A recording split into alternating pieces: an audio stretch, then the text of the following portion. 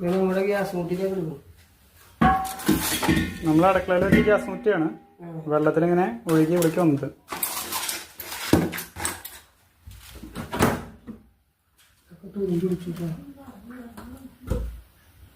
പോയി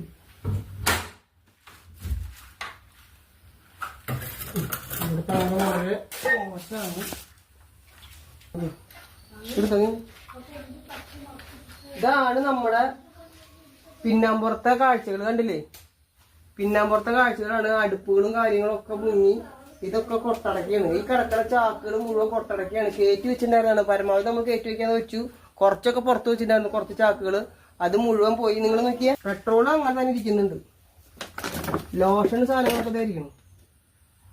നോക്കിയാ അത്രത്തോളം ഉയരത്തിൽ വെള്ളം വന്നു എന്നുള്ളതാണ് കേട്ടോ കാര്യം. കണ്ട കളറ് കണ്ട?